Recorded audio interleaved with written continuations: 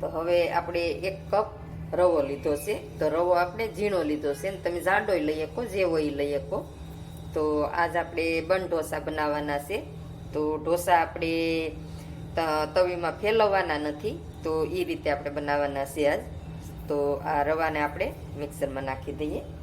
હવે આપણે 1 વાટકી દહીં લીધું છે, તો એ દહીં નાખી દેવાનું છે. હવે આપણે એમાં મીઠું નાખવાનું છે. હવે આપણે થોડુંક પાણી નાખવાનું છે. હવે આપણે એને ડાયરેક્ટ પીસી જ લેવાનું છે, તો પલાળવાનું નથી. આ રીતે આપણે પીસી લેવાનું છે ડાયરેક્ટ. તો હાલો આપણે પીસી લઈએ. હવે આપણે રવો પીસાઈ ગયો છે. તો જો આપણે આ રીતનો પીસી લીધો છે. હવે આપણે એક બાઉલ લીધું છે, તો એમાં આપણે કાઢી લેવાનો છે. તો જોવો તમે, બહુ મસ્તીનું ખીરું બની ગયું છે આપણે. તો આ રીતનું આપણે પીસી લેવાનું છે. ને આમાં તમને એમ લાગે કે થોડુંક ઘાટું લાગે છે તો પાણી નાખી શકો. તો આપણે મિક્સરના ખાનામાં બધું ચોટ્યું હોય તેમાં થોડુંક એવું પાણી નાખી ને આપણે હલાવીને કાઢી લેવાનું છે આ રીતે. ને હવે આપણે બધુંય મિક્સ કરી દેવાનું છે સારી રીતે. તો જો બહુ મસ્ત બની ગયું છે. તો આ રીતે આપણે રાખવાનું છે. હવે આપણે આને ઢાંકી ને સાઈડમાં મૂકી દઈએ. ને હવે આપણે બીજી તૈયારી કરીએ. હવે આપણે એક ડુંગળી લીધી છે, તો આપણે મોટો ગાંઠિયો લીધો છે, તો એને આપણે કટિંગ કરી લઈએ. આ રીતે આપણે કટિંગ કરી લીધી છે ને ઉપલો ભાગ આપણે કાઢી લેવાનો છે આ રીતે.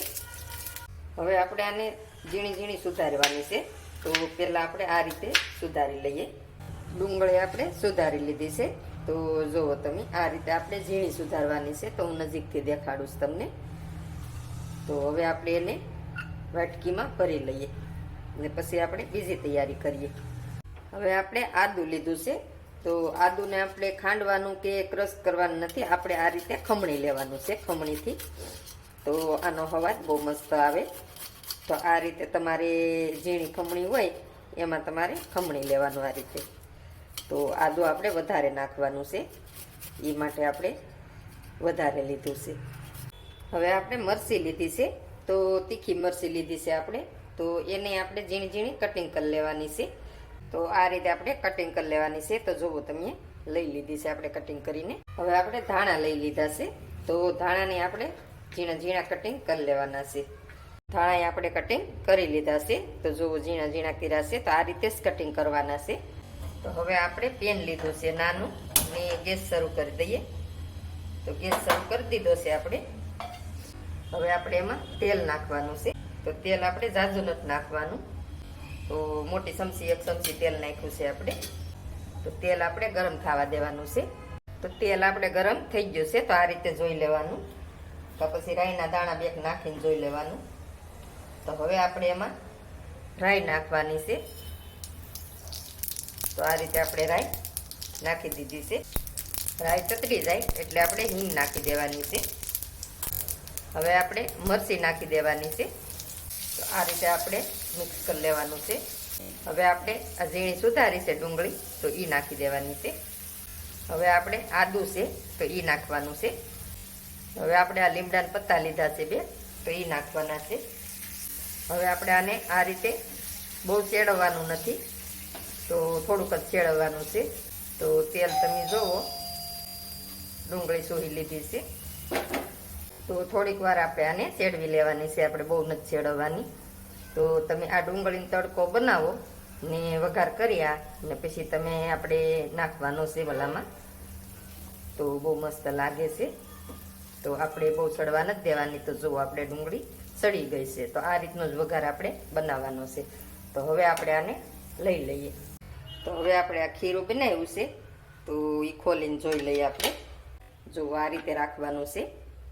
તો હવે આપણે એમાં આ ડુંગળી વઘારી છે, તો એ નાખી દેવાની છે.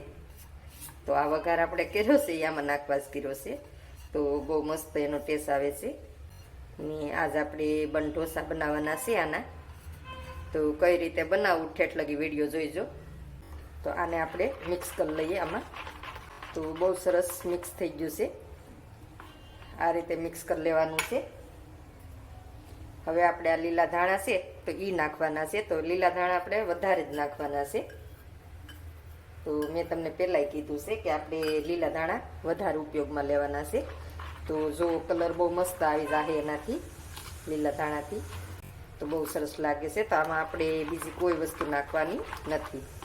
તો મીઠું ઓછું લાગે તો તમારે શાખીને મીઠું નાખવાનું પાછું, કેમ કે શાખી લેવાનું. તો આ રીતે આપણે મિક્સ થઈ ગયું છે. તો જો કલર એ બહુ સરસ આવી ગયો છે. તો આને હવે સાઈડમાં મૂકીએ. હવે આપણે બીજી તૈયારી કરીએ. તો હવે મેં ખાવાના સોડા લીધા છે. તો તમે આની હાટે ઈનોય લઈ શકો. તો એ આપણે ખાવાના સોડા નાખી દીધા છે. ને હવે બહુ આપણે જોરથી નથી ફેરવવાનું. તો આ રીતે આપણે મિક્સ કરી લેવાનું છે ખાલી. તો હાલો હવે આપણે બીજી તૈયારી કરીએ. તો હવે આપણે મેં નાનો આપણે ડોયો આવે એ લઈ લીધો છે. ને ગેસ આપણે શરૂ કરી દીધો છે. તો તમારી પાસે આ ન હોય તો ગમે એ લોઢીમાં તમે બનાવી શકો, પછી કડાઈ હોય એમાં બનાવી શકો, તો ગમે એમાં બનાવી શકો. એવું નથી કે આમાં જરૂરી છે બનાવવા એમ. તો હવે આપણે એમાં તેલ નાખવાનું છે. તો ગેસ આપણે શરૂ કરી દીધો છે પહેલાં જ તે. તો તેલ આપણે થોડુંક વધારે નાખવાનું છે. તો જુઓ તમે, સારી રીતે હું નાખું છું. તો આ રીતે આપણે નાખી દીધું છે. તમારી પાસે નાનો ચમચો છે એટલે મેં 2-3 વાર વધારે નાખ્યું છે. તમારે મોટો ચમચો લેવાનો તો 1 ચમચામાં નખાઈ જાય. તો ગેસ આપણે ધીમો રાખવાનો છે. ને આ રીતે આપણે શેડવી લઈએ. તો કલર જોવો બહુ મસ્ત લાગે છે. આ રીતે નાખી દેવાનું છે. ને હવે આપણે એને ઢાંકી દેવાનું છે. તો થોડીક વાર આપણે ધીમા ગેસે એને સડવા દઈએ. હવે આપણે ખોલીને જોઈ લઈએ. તો આપણે સારી રીતે ફરતો સડી ગયો છે. ને વચ્ચે બાકી છે તો કાંઈ વાંધો નહીં. તો આ રીતે આપણે ચમચી લેવાની છે. ને ચમચીના મદદથી આ રીતે પલટાઈ લેવાનો છે. હવે આપણે ફરતું તેલ નાખી દેવાનું છે. ને હવે આપણે કંઈ ઢાંકવાની જરૂર નથી. તો આમે પહેલાંય તમે ઢાંકો નહીં તો હાલે, એમને એમ બનાવો તોય. તો આ રીતે આપણે સડવા દેવાનો છે હવે. તો ઉપર જોવો મસ્ત કડકડો થઈ જાય છે ને અંદર નરમ રહી છે. તો એ રીતે આપણે ધીમા ગેસે સેડવવાનું છે. તો હવે આપણે ફરી પલટાવી લઈએ આ રીતે. તો જો આસાનથી પલટી જાય છે. તો બહુ મસ્ત સડી જાય છે જોવો. તો આ રીતે આપણે સેડવી લેવાના છે બધાય. તો આપણે મસ્ત બની ગયા છે બન ઢોસા. તો જુઓ તમે, આ રીતે આપણે બને છે. તો આપણે 3 બની જશે ને હજી બને છે. જુઓ તમે, આ રીતે સડે છે, બહુ મસ્ત બને છે. બની ગયા છે આપણા બન ઢોસા. તો જુઓ તમે, બહુ સરસ બને છે. આ રીતે બનાવીને ટ્રાય મારો, બહુ મસ્ત બને છે. તો જુઓ તમે, આપણે ઉપર મસ્ત બનાશે ને અંદર હું તમને તોડીને દેખાડી દઉં છું. તો અંદર આપણે હાવ સોફ્ટ બનાશે, જુઓ હાવ પોસા બનાશે ને કલર એ મસ્ત લાગે છે. તો આ રીતે બનાવી ને ટ્રાય મારો જરૂરથી. ને કોમેન્ટમાં મને કહેજો કે કેવા બનાશે એમ.